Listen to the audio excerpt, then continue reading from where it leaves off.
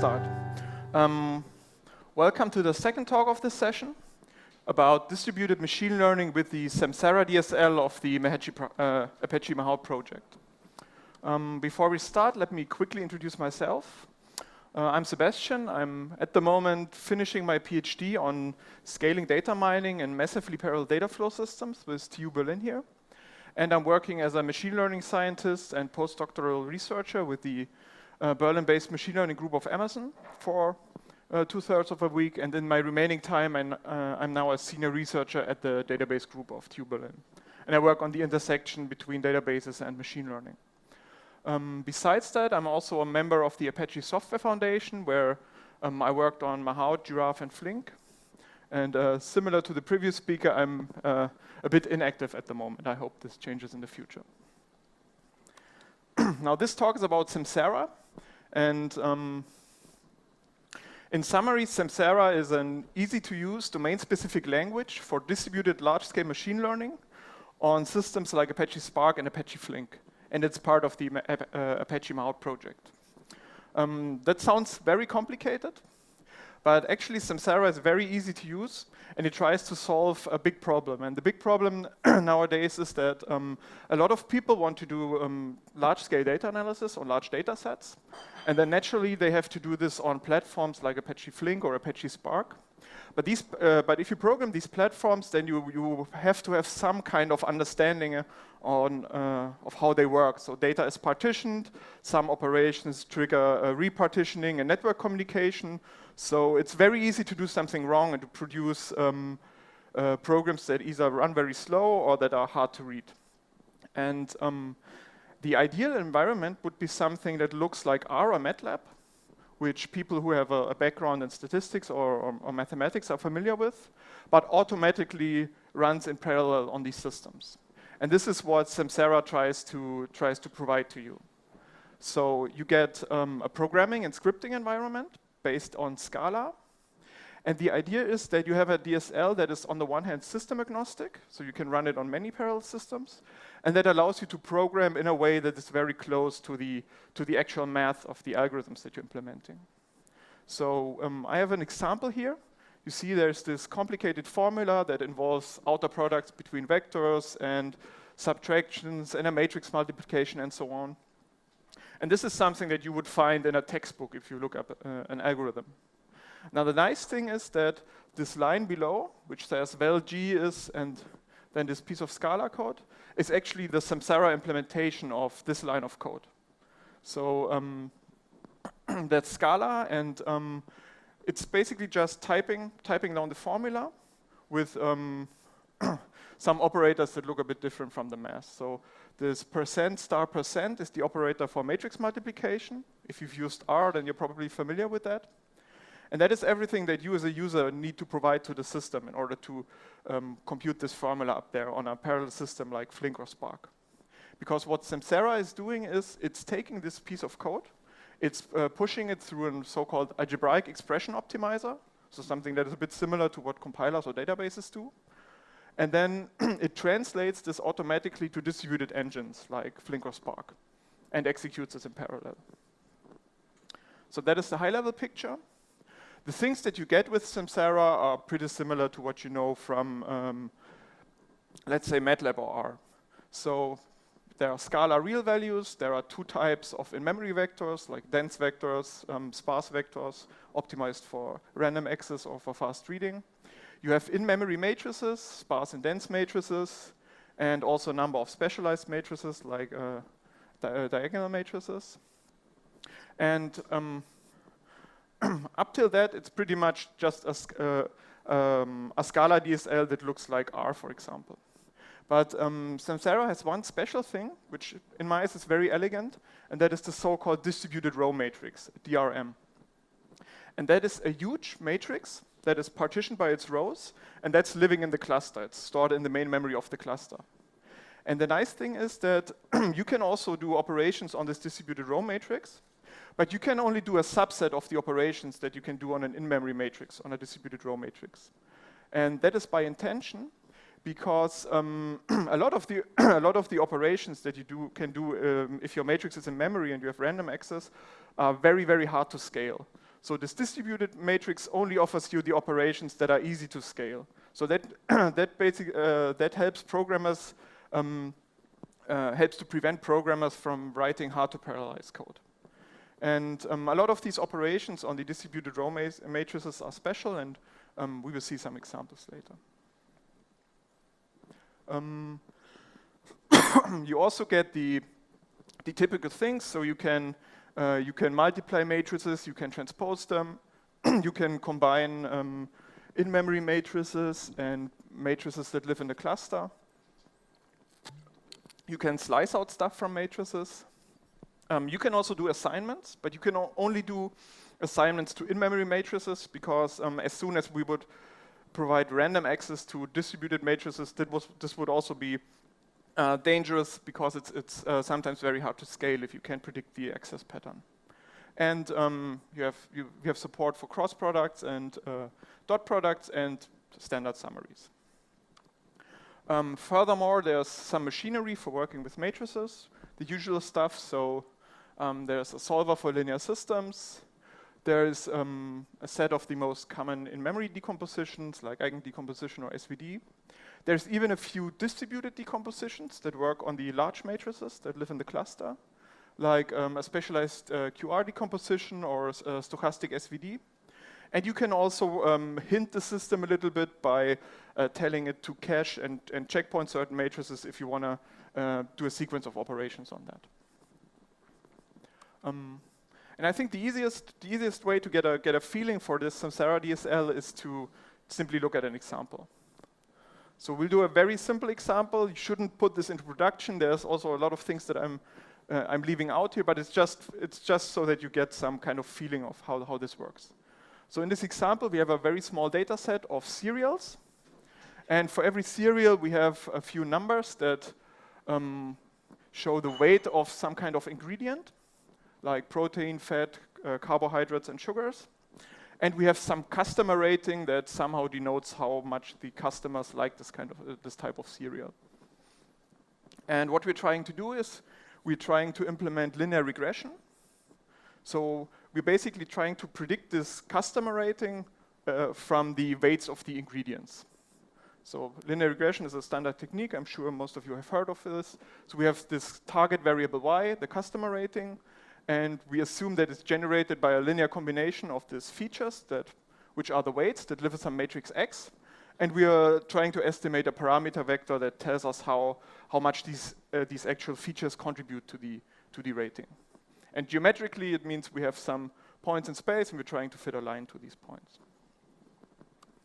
Now, the first thing that you would do if you would use Samsara to approach this use case is you would load your data set as a distributed row matrix from the distributed file system. So it would look like this. There is this DRM from HDFS command. In this example, we just mimic this. So we use this DRM parallelize command that just lets us take an in-memory matrix and put it into the cluster. So we start with that matrix that represents our data set. Now, the first thing that we need to do is we need to prepare the data a little. So we said the target variable y, which is a vector, is the customer rating. And the weights of the ingredients are the features that live in a matrix X. So from this large matrix that holds all our data, we first slice out X. So we basically take the 4 first columns, so that that science means take all the rows and then the 4 first columns. And we also put the last column into a vector. Just 2 lines of code. The next thing that we need to do is we need to find some way to estimate this parameter vector. Now, the simplest way, the textbook way, is to use ordinary least squares. So we want to minimize the sum of residual squares between the true target variable and our prediction of the target variable. And the nice thing is that there's a closed form expression for this. So if we compute this this formula that you see there, we get an estimate of this parameter vector. And I've already showed this to you in the beginning.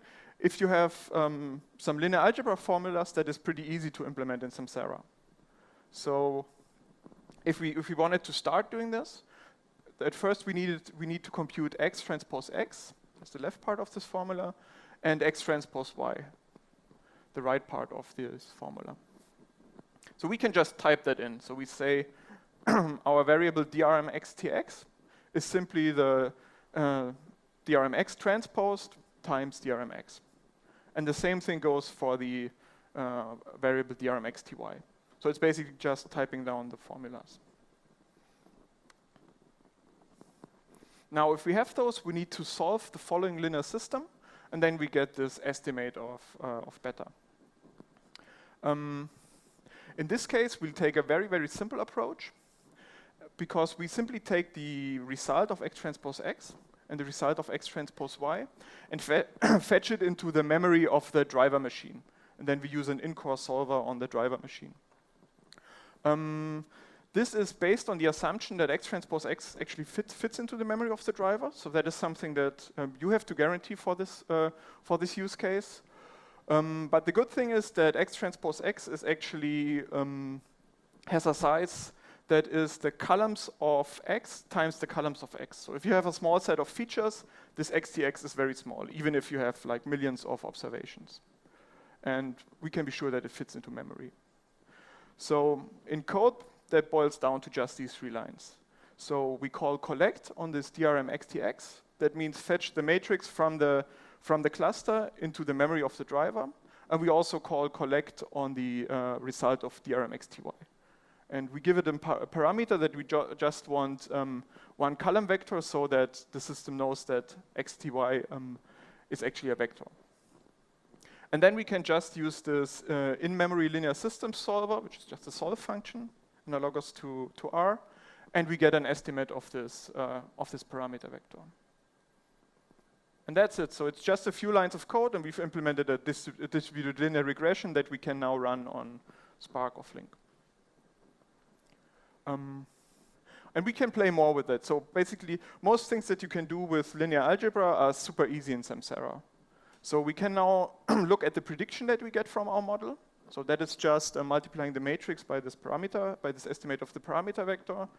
And then we could look at the difference between the real customer ratings and the one that we predicted to somehow see how well our model worked. And we could now even go on and refine this implementation of it, because at the moment it's just a toy implementation. So in a real use case, you would add a lot of things. So one thing that you would, for example, add is a bias term that is like a constant factor that's always added to the model that shifts that line.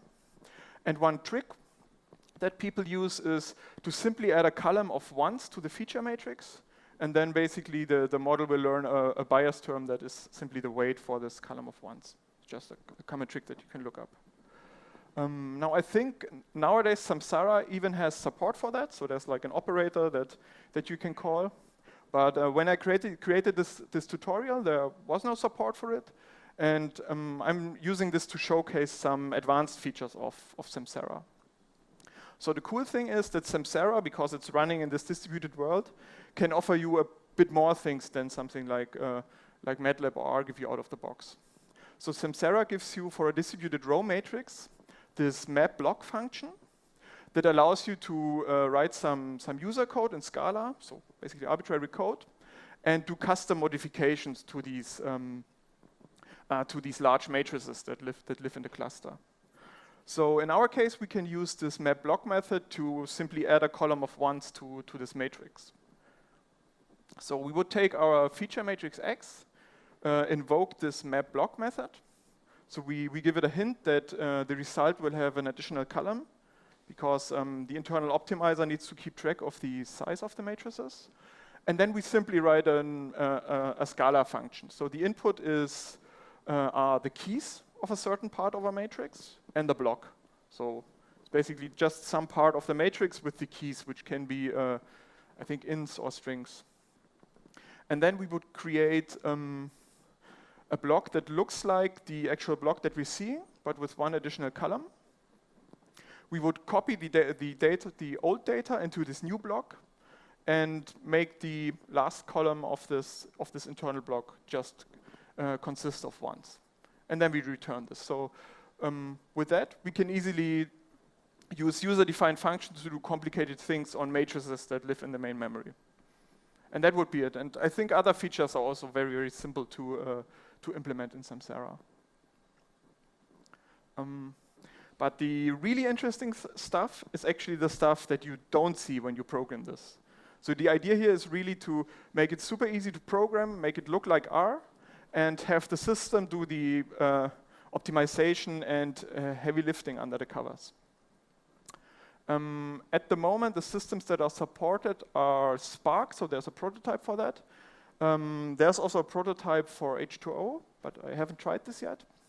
And we are at the moment actively working on support for Apache Flink. So there's a big pull request that is currently in the making, and I think it should be in the next weeks. So the good thing here is really you write your program in this abstract language that looks like our MATLAB, and then you can pick one of these systems and simply run it there. And if you're not happy with one of them, you can switch to another one. And the thing that Samsara is doing internally is it executes these programs and optimizes them. So what you want to have in an ideal world is something what databases give you for decades already. So if you do a query to a database, you don't tell the database how to execute your query. You just declaratively tell it what you want. So you say, please join these two tables on this key and then group the result. And you put this query to the database and you let the database figure out how to do this. So databases have several ways of executing joins or aggregations, and the database has an internal optimizer that will then try to find the optimal way of executing this query. And Samsara is trying to do a step in this direction for these MATLAB-like programs. So you as a user provide something like a declarative formulation of your program. You just say A transpose A, for example, and then the system should figure out what's the best way to execute this matrix multiplication. And this works as follows. So the first thing to understand is that the actual execution of operations on the distributed matrices is deferred. So if you write matrix C is A transpose times A, actually you're just composing logical operators. So the system will remember what you're doing, but will not execute this at the moment. And then there are some things that we call computational actions that implicitly trigger the optimization and execution of your program. So usually that's things that require you to materialize the data. So if you say write some matrix to the file system, you obviously have to compute it at that point in time. And also if you fetch the result of some computation into the main memory of the driver, you also have to compute it. So you write some code, the system remembers this code, and then if you use one of these actions, the system will trigger the optimization and then execute your program on a parallel system. I think the optimizer is still very much in its infancy, but it already takes a few optimization factors into account, like the size of the operands, the orientation of the matrix, and so on. And there's already a few operators implemented for matrix multiplication, and this is something that people can improve. So for any system, you can add more operators for matrix multiplication, for example, and people wouldn't need to change their programs. And we look at a specific matrix multiplication, and I will show you how the system would optimize and execute this actual computation. So we take this A transpose A. In our example, it was X transpose times X, and that is something that you see in a lot of programs, because it basically just means comparing columns in a matrix. And if you have this piece of user code, the question is, how should the system optimally execute this? Now, the naive way would be to simply execute it as you see it. So you would do two passes over the data. In the first pass, you would transpose this matrix A. Depending on the representation, that probably requires you to repartition A. So if A lives in a matrix and you transpose it, so you change rows and columns, then in many cases the machines need to send data over the network, you need to reshuffle the data set. So in that case, that already cost us like one complete transfer of the data set. And then in a second step, we would need to multiply the result of the transposition of A with the original A. So that would require a distributed matrix multiplication, and which is usually very expensive and would probably require us to repartition the data again. So we need to send at least two copies of the data set over the network. That is very costly. Now, what Samsara does here is it has a special operator for this kind of matrix multiplication, because it's a very common special case. And it would use pattern matching on this logical graph, so on this logical plan. So Samsara keeps track of the operations that you want to execute. So it would see this and would find a pattern here and would then internally replace this plan by a very simple plan that just uses its transpose times self operator, which is an optimized implementation for this kind of computation. So that is a very simple optimization on the logical level that Samsara would apply.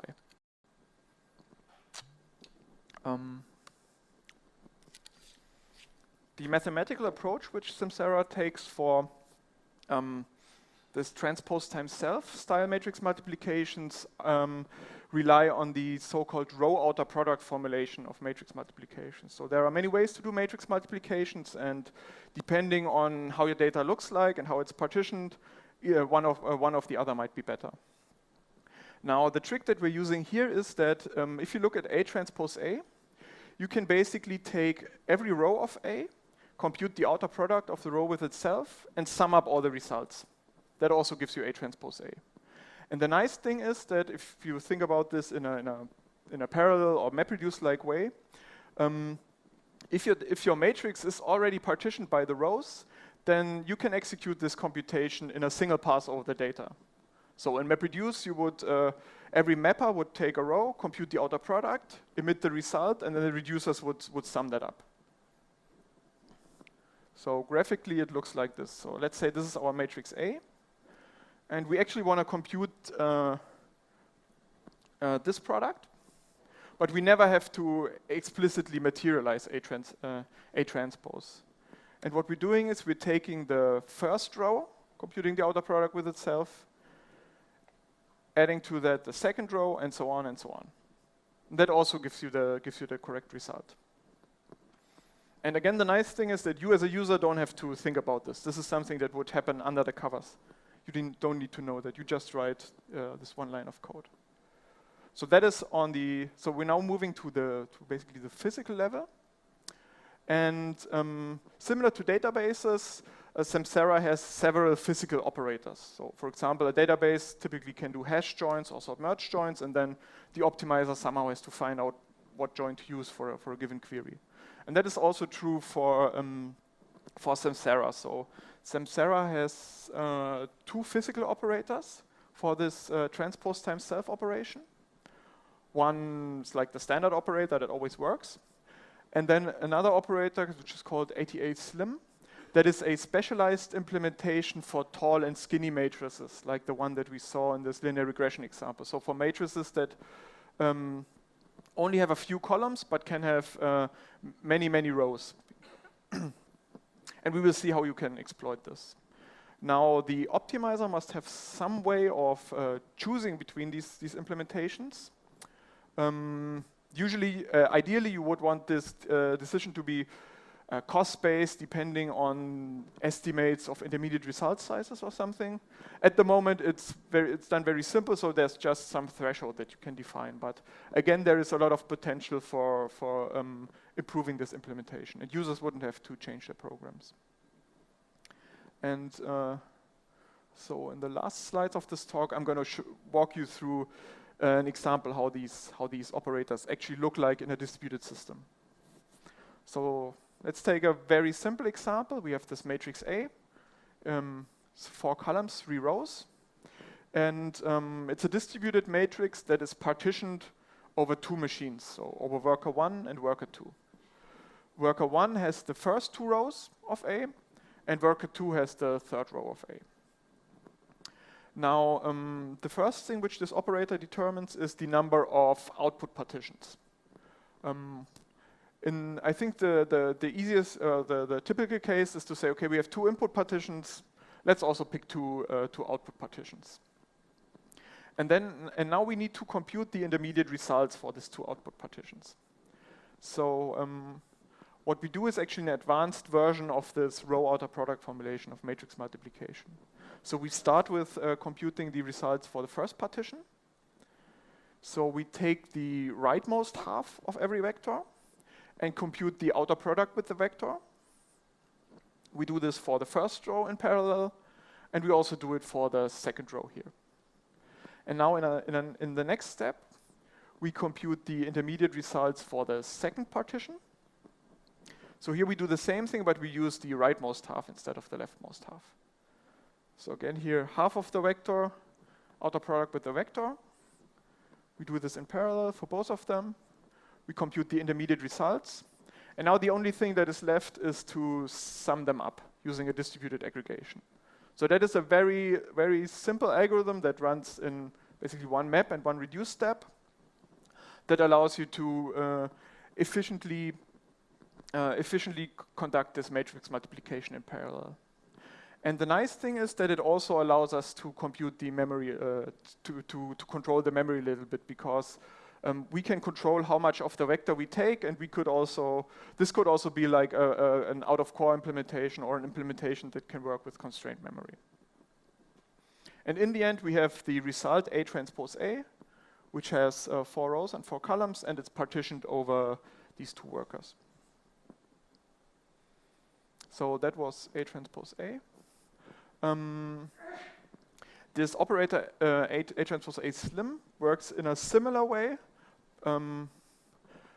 with some optimizations. So again, we have this matrix A, which is partitioned over 2 machines.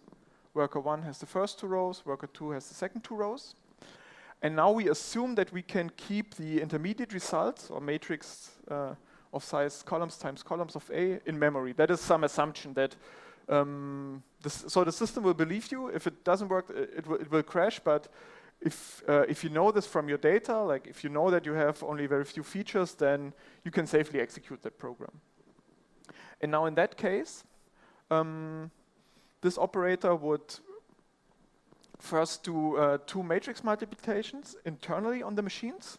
So A1 transpose A1 and A2 transpose A2.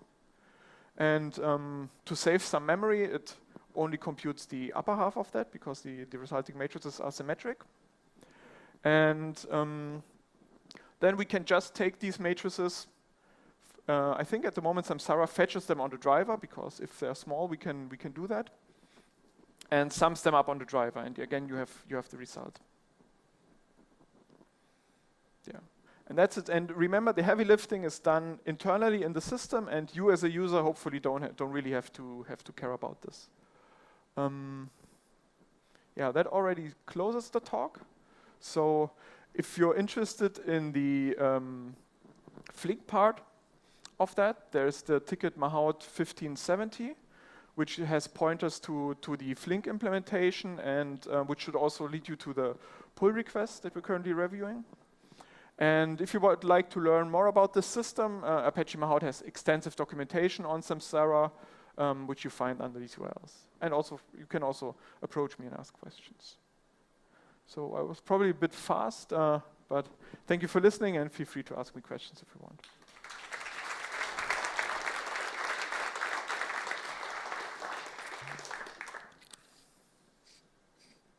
Yeah. I have a question. It's very interesting. First, nice talk. Thank you. About the DSL part, you said you put your own domain knowledge into the optimization of the workflow. So how do you prevent that Flink, for example, or Spark, the system that actually executes the workflow, doesn't destroy your optimization?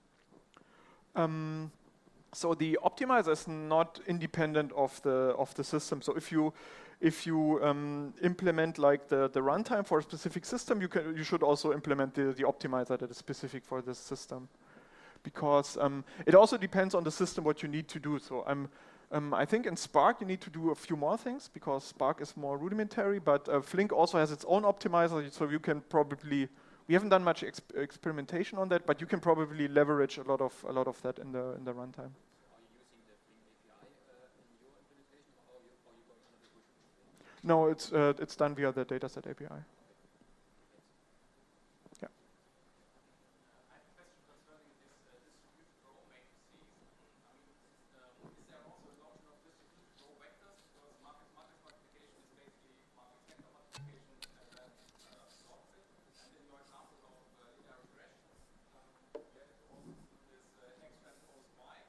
So in other applications like Krylov substrate methods, you have several matrix vector multiplications of the same that follow the same distribution structure.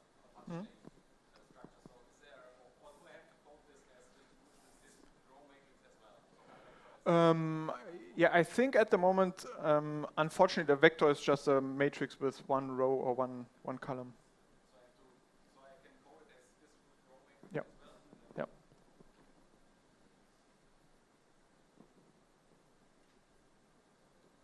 No more questions? Okay. Thank you, and I think we have an early start for the lunch.